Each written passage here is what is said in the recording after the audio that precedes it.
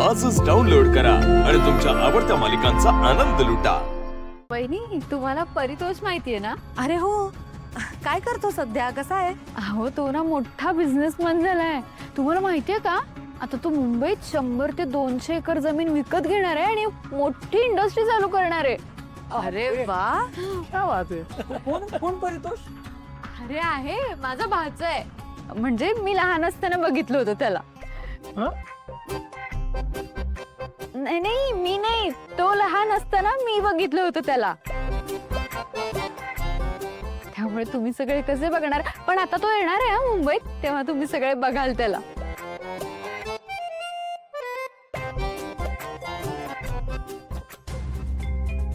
नाही, परितोष तर ठीक आहे,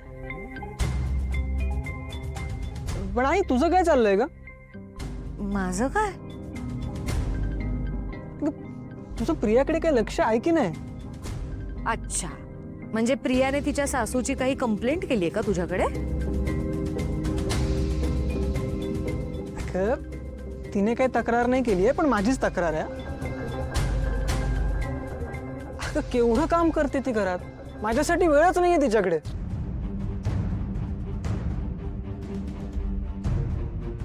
एक मिनिट,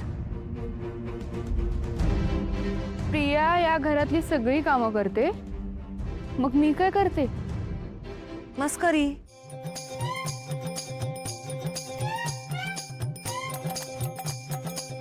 म्हणजे अगं, प्रीतम मस्करी करतोय असं काय करतेस?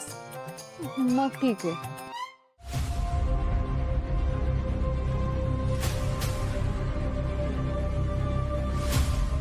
आई, हा, आई, माझं झालं, पण मला ना दादाचं जरा टेन्शनच आलंय। काय आदित्याचं कसलं टेन्शन आलंय? अगं म्हणजे बघ ना, आता या घरात मी दादापेक्षा लहान आहे, बरोबर ना?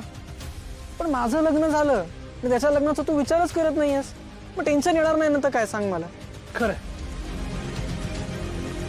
प्रीतम, खरं तर मला पण काळजी आहे आदित्यची, पण ते त्या अनुष्का प्रकरणानंतर आहे ना, आदित्यसाठी मुलगी बघायची हिंमतच होत नाहीये माझी। अगं मग मी बघतो ना।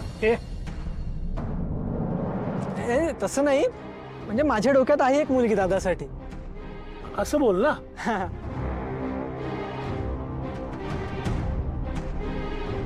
चांगली आहे, मनमिळाव, सगळ्यांची जुळवून घेणारी, घर जपणारी।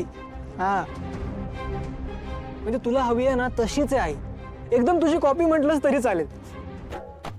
अशी कोण मुलगी शोधली यांनी? अशी खरंच मुलगी तुझ्या नजरेत आहे? हो, मग तिचा फोटो असेल तर प्लीज मला दाखव, म्हणजे मुलगी चांगली असेल तर आपण नक्की विचार करूया तिचा। हा,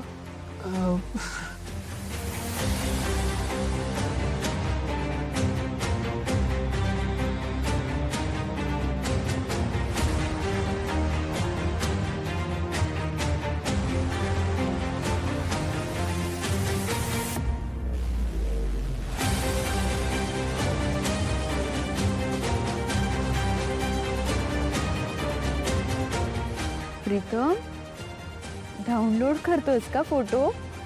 ऍक्ट्रेस वगैरे आहे का? मग चालेल मला। नाही आई, बघू बघू, तुझंच दाखव ना। कशाला? अगं ते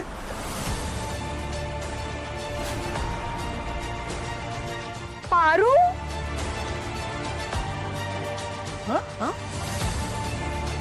म्हणजे या किर्लोस्कर घरची सून ही पारू होणार? एक फडतूस मोलकरीण। काय बोलतेस? वहिनी, हे बघा।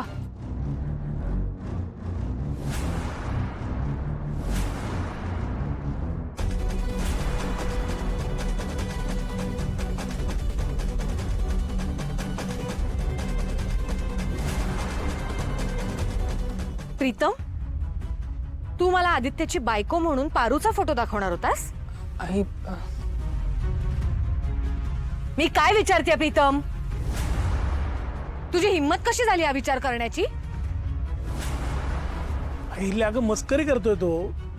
काय लगेचच हायपर होतेस ग? आदित्यच्या लग्नाबद्दल आणि या घरच्या सुनेबद्दल मला कसलीही मस्करी केलेली खपणार नाही. मस्करी करणारा कुणीही का असेना. हे बघ, मला हे मान्य आहे की पारू एक अतिशय चांगली मुलगी आहे, गुणी मुलगी आहे. तिने या घरासाठी खूप त्याग केलाय. मग मी तिला या घरच्या मुलीचा दर्जा द्यायला तयार आहे, पण या घरची सून म्हणून नाही. हा विचार सुद्धा डोक्यातनं काढून टाक, कळलं? मुळात पारू या घरची सून हा विचार तरी कसा येऊ शकतो तुझ्या डोक्यात? आणि या अशा सेन्सिटिव्ह सब्जेक्ट बद्दल चेष्टा करताना लाज नाही वाटत तुला? आपलं किर्लोस्कर खानदान, आपण कमावलेली प्रतिष्ठा, ह्याचा कसलाच विचार येत नाही का रे डोक्यात?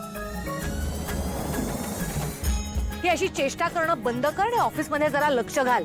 हे धंदे बस झाले आता, कळलं? आणि आदित्यसाठी मुलगी मी बघेन, तू त्याची काळजी करू नकोस. जा आता कामाकडे लक्ष दे.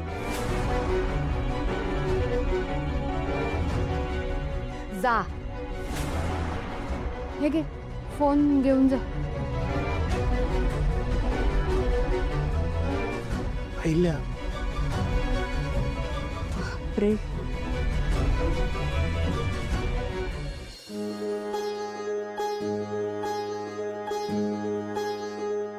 सॉरी. दादा, दादा आले यार.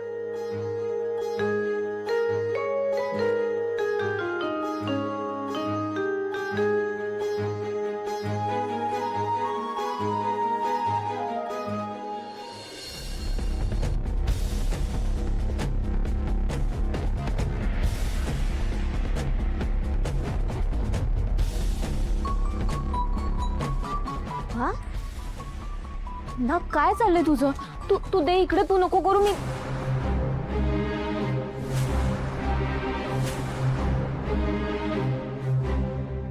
अहो, तुम्ही मालकीन बाई, तुम्ही असं खाली काय बसताय?